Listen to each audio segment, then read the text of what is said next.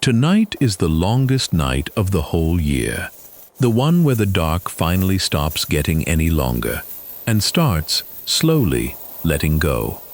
Every house in this village has already gone quiet. Every fire's been banked low and warm. And somewhere above it all, more stars than any other night of the year have decided to come out and watch. You're here for it. Just settle in and let the night do the rest. This is Lantern and Lore, and tonight's story is The Longest Night. Get comfortable. You don't need to stay awake for the ending. There's a tradition in this village, older than anyone properly remembers starting it. On the longest night, the very last person still awake carries a single lantern once around the square before finally turning in. Not for any practical reason. The paths are clear enough without it. It's simply a way of saying, out loud without needing words, that someone stayed up to see the turning point arrive. Tonight, that lantern is moving. Slow, steady, one last warm circle of light tracing its way around a square already blanketed in snow, past shuttered windows, past a well gone still and silver with frost, past a bench nobody's sat on since autumn. Whoever carries it doesn't hurry. There's no reason to. The whole point of the walk is that it takes exactly as long as it takes. There's an old belief that on this one night, if you count enough stars before your eyes grow too heavy to keep counting, you're granted whatever the count adds up to. Not a number exactly, but a kind of quiet permission to finally rest as deeply as the year itself is about to. Nobody's ever properly finished the count. That seems, if anything, like the actual point of it, not the number, but the slow, unhurried act of looking up long enough to notice how many stars are actually there, once you stop assuming you already know. The lantern carrier pauses beneath the bare old tree at the square's edge, tilting their head back the way anyone does when a sky like this one finally asks to be looked at properly. It's easy, most nights, to forget how much is actually up there. Streetlight and rooftop, and the ordinary business of an evening, usually crowding out anything past the nearest handful of stars. Tonight, with every house gone dark and quiet, the sky gets to be exactly as full as it's always secretly been. You could try counting two if you wanted. One, then another, then a cluster too dense to separate into individual points. Then one more, bright and steady, low near the tree line. Somewhere past 100, most people lose the thread entirely, distracted by a particularly bright one, or a faint smear of light too soft to properly call a star at all, or simply by the sheer, quiet size of the thing they're looking at. There's a smaller tradition folded into the counting, one that doesn't get repeated as often. That whatever number you reach before losing count is meant to represent, not a wish exactly, but a kind of tally. One good, quiet thing from the year now ending, remembered for each star you managed to count before your attention wandered. It's a gentle enough game that nobody minds losing at it. The point was never to finish. The point was only to look up long enough to remember there was a whole year's worth of good, quiet things worth counting in the first place. Nobody's ever minded losing count. The stars don't seem to mind either. Past the square, the lantern's path curves near the small barn at the village's edge, and here, too, the longest night seems to carry its own particular hush. There's an old belief about this night especially, older, some say, than the lantern tradition itself, that on the longest night, the animals are granted a single hour where they can speak, plainly, in a language anyone might understand, if only they happen to be listening at exactly the right moment. Nobody's ever actually heard it happen, as far as the story goes. That's rather the point. Most versions agree. The hour is never announced, never marked by anything so obvious as a chime or a change in the wind, and so it always seems to slip past unnoticed, tucked somewhere into the vast stretch of dark between dusk and dawn. Whoever's meant to overhear it apparently never quite manages to be awake and listening at the precise right moment, year after year, which either means the story isn't true at all, or means something gentler, that some things are allowed to happen quietly, witnessed by no one, and be no less real for it. The animals themselves seem unbothered by any of this speculation. A few have settled standing, heads low, weight resting easy against the stall boards. Others have curled deeper into straw, gone warm with their own collected heat, breathing slow and even, entirely unconcerned with whatever magic tonight may or may not be quietly offering them. The lantern light catches a pair of eyes briefly, calm and unbothered, before they close again, unhurried. Whatever conversation the old story imagines happening in this barn tonight, it isn't happening for your benefit, and it isn't meant to. You're simply passing by, the way anyone passes by a private, ordinary moment they weren't specifically invited to witness, and the barn, gracious about it, lets you look in anyway without asking anything of you in return. The lantern moves on. The barn settles back into its own quiet, whatever secret hour it may or may not be keeping tonight left entirely to itself. Every window you pass tonight holds the same small, warm scene, more or less. A fire banked low, a room gone quiet, the particular stillness of a house that's decided the day is well and truly finished. You don't need to see inside any one of them clearly to understand what's happening there. A hearth like that, on a night like this, only ever means one thing. Someone has done the sensible thing and gone to rest before the cold could ask anything more of them. The frost on the glass softens every shape into something gentler than it would look by daylight. No hard edges tonight, just warm light diffused soft through ice-patterned glass, the whole window looking less like a boundary and more like an invitation you're simply choosing, for now, to admire from outside. Some of these houses, you notice, still have a candle set in the window itself, small and steady, separate from the hearth's glow behind it.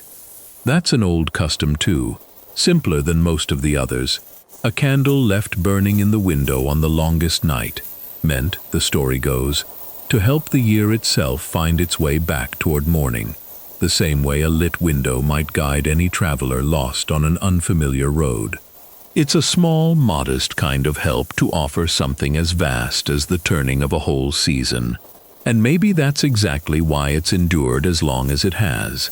Nobody claims the candle is doing the real work.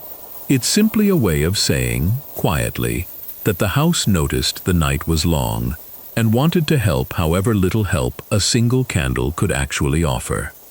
You pass 3 such candles in as many windows before the lane curves on, each one steady despite the cold air pressing against the glass, each one entirely unbothered by how small a gesture it might seem against a night this size.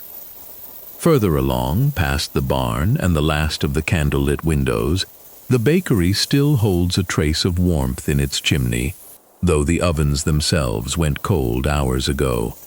There's a single loaf left on the windowsill, set out deliberately rather than forgotten, the last one baked before the ovens banked down for the longest night, left where anyone passing might see it and understand, without needing telling, exactly what it means. It's an old custom here too, this last loaf, baked a little larger than the rest and left out rather than sold, for whoever might need it most before morning. Nobody keeps track of who takes it. That's rather the arrangement, unspoken but well understood by everyone in the village. The baker sets it out and trusts the night to decide who needs it more than the shop needs the coin it might have earned. Some years it's still there at dawn and gets quietly folded into the family's own morning meal instead. Other years, it's gone before the baker's even risen to check, and nobody asks after it, because asking would rather miss the point of having left it out in the first place. Steam still rises faintly from it now, caught in the light spilling from the small window behind, curling up into the cold air and vanishing before it rises very far at all.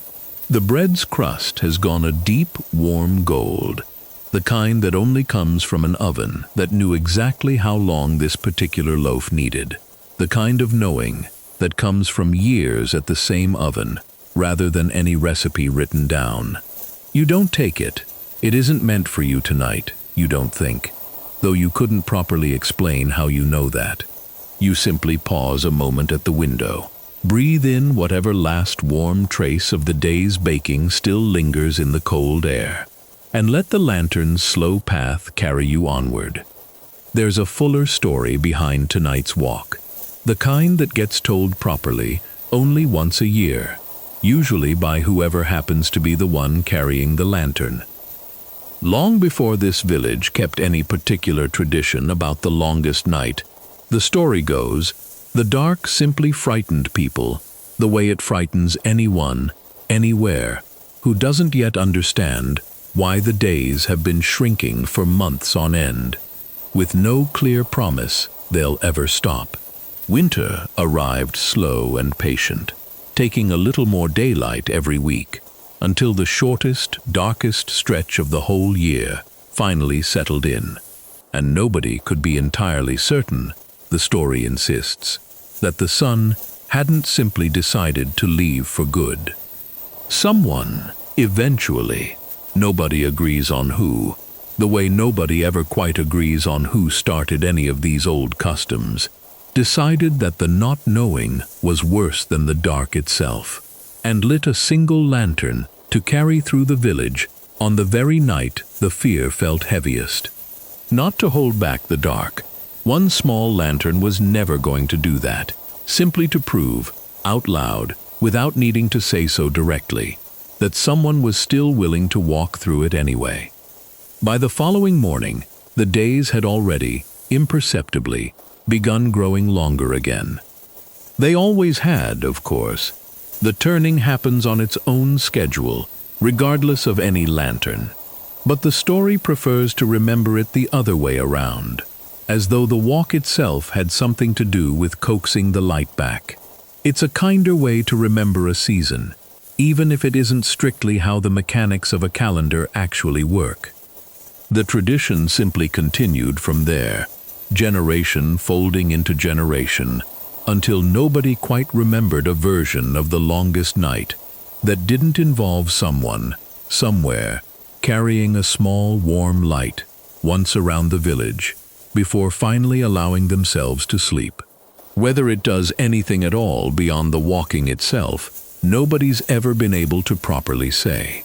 But the days do keep turning longer again, every single year, right on schedule, and the village has never once felt the need to test what might happen if somebody simply decided not to bother.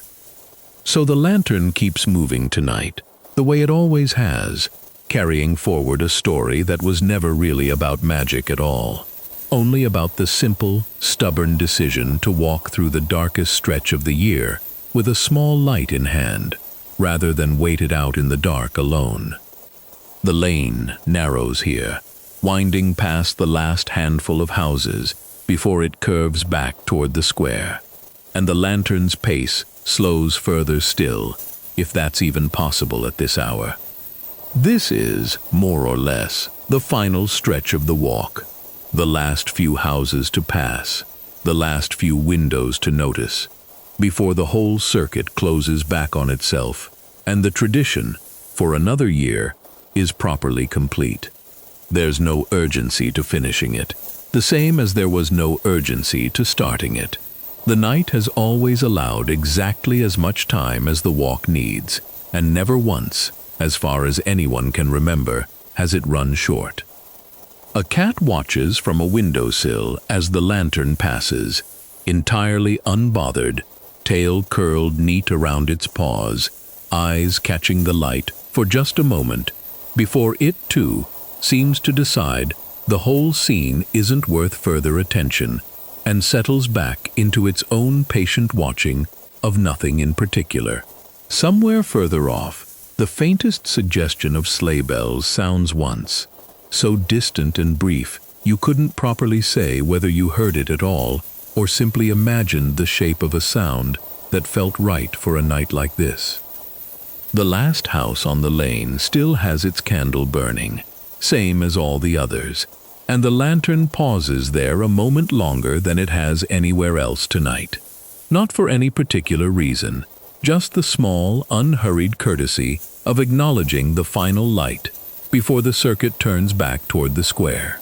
Then it moves on, unhurried as ever, carrying its warm circle of light the last short distance home. There's a particular hour, somewhere deep in a night this long, when it's genuinely impossible to say whether you're still moving toward midnight or already past it. That's the hour the whole tradition is built around, really. Not a precise moment marked on any clock, but a wide, soft stretch of night where the turning simply happens, unannounced, the way the tide turns without ever telling you exactly which wave was the last one still going out. The circuit is nearly finished now. The barn behind, the bakery behind, the long, narrow lane behind, every window along the way noticed and left undisturbed. Only the square remains, waiting exactly where it was left, snow settled thick and untouched everywhere the lantern hasn't yet crossed. The lantern rests now at the square's center, set down at last, its light settling into stillness, the way the whole village has settled into stillness around it.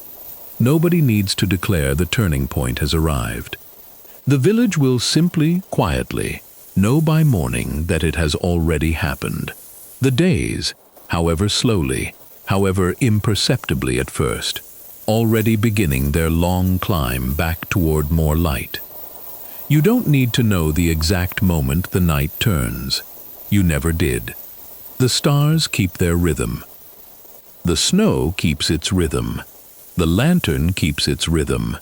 Somewhere out there, the year has already started climbing back toward light. It doesn't need you awake to do it. The longest night was always going to end, whether you counted every star or not.